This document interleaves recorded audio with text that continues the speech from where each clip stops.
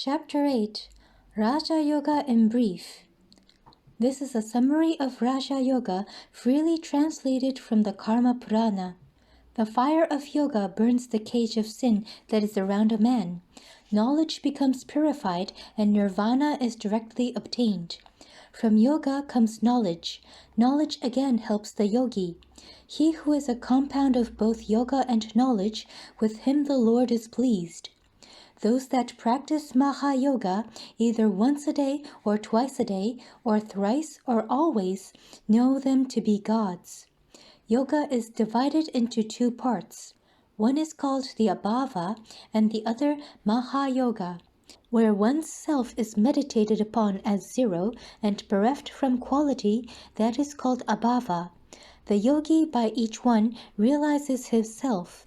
That in which one sees the self as full of bliss and bereft of all impurities and one with God is called Maha Yoga. The other yogas that we read and hear of do not deserve one particle of this great Brahma Yoga, in which the yogi finds himself and the whole universe as God himself. This is the highest of all yogas. These are the steps in Raja Yoga: Yama, Niyama, Asana, Pranayama, Pratyahara, Dharana, Dhyana, and Samadhi, of which non-injuring anybody, truthfulness, non-covetousness, chastity, not receiving anything from another, are called Yama. It purifies the mind, the citta. By thought, word, and deed, always, and in every living being, not producing pain is what is called ahimsa, non-injuring. There is no virtue higher than this non-injuring. There is no happiness higher than what a man obtains by this attitude of non-offensiveness to all creation. By truth we attain to work. Through truth everything is attained. In truth everything is established. Relating facts as they are, this is truth. Not taking others' goods by stealth or by force is called asteyam, non-covetousness. Chastity in thought, word, and deed always and in all conditions is what is called brahmakarya. Not receiving any presents from anybody, even when one is suffering terribly, is what is called aparigaraha. When a man receives a gift from another man, the theory is that his heart becomes impure, he becomes low, he loses his independence, he becomes bound and attached. The following are helps to success in yoga: Niyama, regular habits and observances; tapas, austerity; svadhyaya, study; santosa, contentment; saucham, purity; ishvara pranidhana, worshipping God. Fasting, or in other ways controlling the body, is called the physical tapas. Repeating the Vedas and other mantrams by which the sattva material in the body is purified is called study, svadhyaya. There are three sorts of repetitions of these mantrams. One is called the verbal, another semi-verbal, and the third mental. The verbal or audible is the lowest, and the inaudible is the highest of all. The repetition which is so loud that anybody can hear it is the verbal. The next one is where only the organs begin to vibrate, but no sound is heard. Another man sitting near cannot hear what is being said. That in which there is no sound, only mental repetition of the mantra, at the same time thinking of its meaning, is called the mental muttering, and is the highest. The sages have said that there are two sorts of purification, external and internal. The purification for the body is by water, earth, or other materials. The external purification as by bathing, etc. Purification of the mind by truth and by all other virtues is what is called internal purification. Both are necessary. It is not sufficient that a man should be internally pure and externally dirty. When both are not attainable, the internal purity is the better, but no one will be a yogi until he has both. Worship is by praise, by memory, having devotion to God. We have spoken about yama and niyama. Next comes pranayama. Prana means the vital forces in one's own body. Yama means controlling them. There are three sorts of pranayama: the very simple, the middle, and the very high. The whole of pranayama is divided into two parts. One is called filling and the other is called emptying. When you begin with 12 seconds, it is the lowest pranayama. When you begin with 24 seconds, it is the middle pranayama.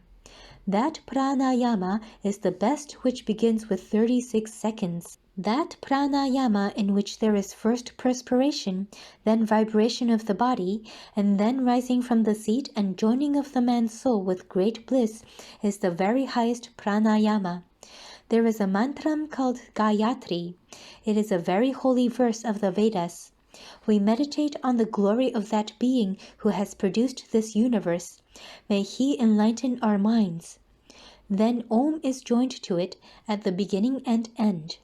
In one pranayama, repeat 3 Gayatris. In all books, they speak of pranayama being divided into rechaka, rejecting or exhaling, puraka, inhaling, and kumbhaka, restraining, stationary. The indriyas, the organs of the senses, are acting outwards and coming in contact with external objects. Bringing them under the control of the will is what is called pratyahara. Gathering towards oneself is the literal translation. Fixing the mind on the lotus of the heart or on the center of the head is what is called dharana. When remaining in one place, making one place as the base, when the waves of the mind rise up, without being touched by other waves, when all other waves have stopped, and one wave only rises in the mind, that is called dhyana, meditation. When no basis is necessary, when the whole of the mind has become one wave, one formedness, it is called samadhi. Bereft from all help from places and centers, only the meaning of the thing is present. If the mind can be fixed on one center for 12 seconds, it will be a dharana, 12 such dharanas will be a dhyana, and 12 such dhyanas will be a samadhi. The next is asana, posture. The only thing to understand is to hold the body straight, leaving the body free, with the chest, shoulders, and head straight. Where there is fire, or in water, or on ground which is strewn with dry leaves, or where there are wild animals, where 4 streets meet, or where there is too much noise, or too much fear, or too many ant hills, where there are many wicked persons, yoga must not be practiced in such places. This applies more particularly to India.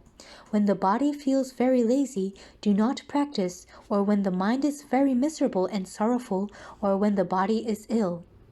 Go to a place which is well hidden and where people do not come to disturb you.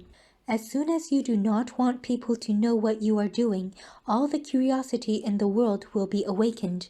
But if you go into the street and want people to know what you are doing, they will not care. Do not choose dirty places. Rather choose beautiful scenery, or a room in your own house which is beautiful. When you practice, first salute all the ancient yogis and your own guru and God, and then begin. Dhyana is spoken of, and a few examples are given of what to meditate upon. Sit straight and look at the tip of your nose. Later on, we will come to know how that concentrates the mind, how by controlling the 2 optic nerves one advances a long way towards the control of the arc of reaction, and so to the control of the will. These are a few specimens of meditation. Imagine a lotus upon the top of the head, several inches up, and virtue as its center, the stalk as knowledge. The 8 petals of the lotus are the 8 powers of the yogi. Inside, the stamens and pistils are renunciation. If the yogi refuses the external powers, he will come to salvation. So the 8 petals of the lotus are the 8 powers, but the internal stamens and pistils are the extreme renunciation, the renunciation of all these. Inside of that lotus, think of the Golden One, the Almighty, the intangible. He whose name is Om, the inexpressible, surrounded with effulgent light. Meditate on that. Another meditation is given.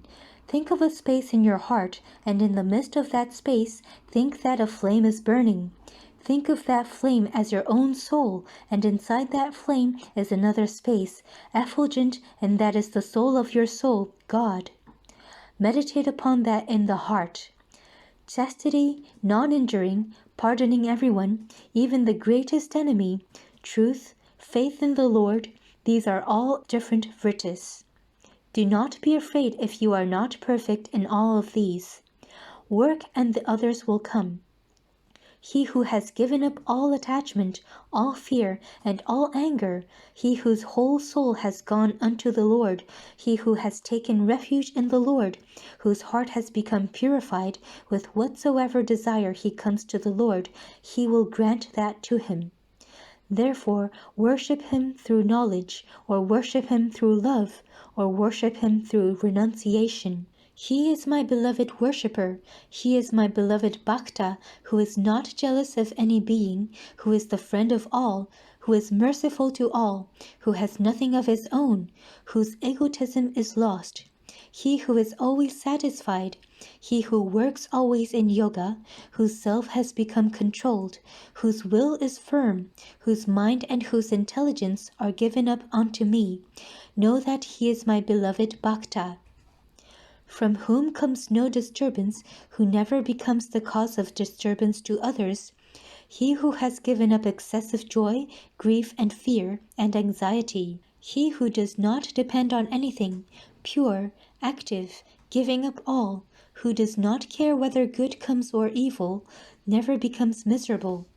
He who is the same in praise or in blame, with a silent, thoughtful mind, blessed with what little comes in his way, homeless, he who has no home, the whole world is his home, steady in his ideas, such a one becomes a yogi.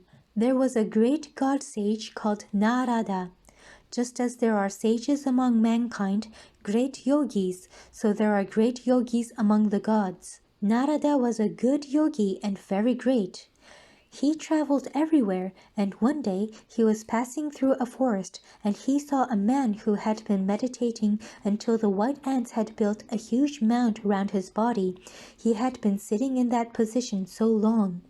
He said to Narada, "Where are you going?" Narada replied, "I am going to heaven."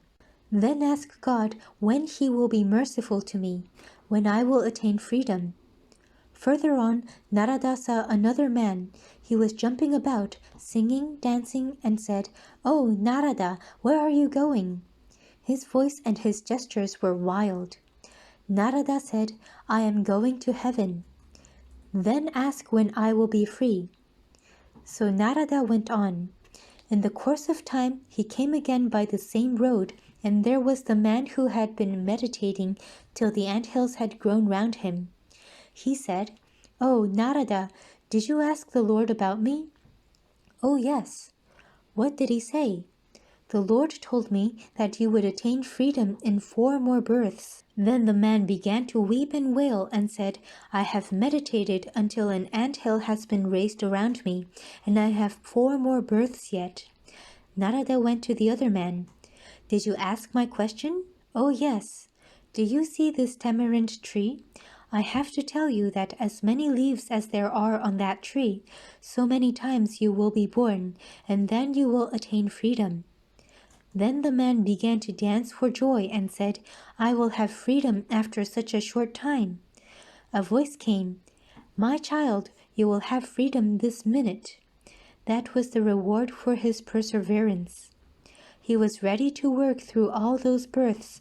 Nothing discouraged him. But the first man felt that even 4 more births must be too long. Only perseverance, like that of the man who was willing to wait eons, will bring about the highest result.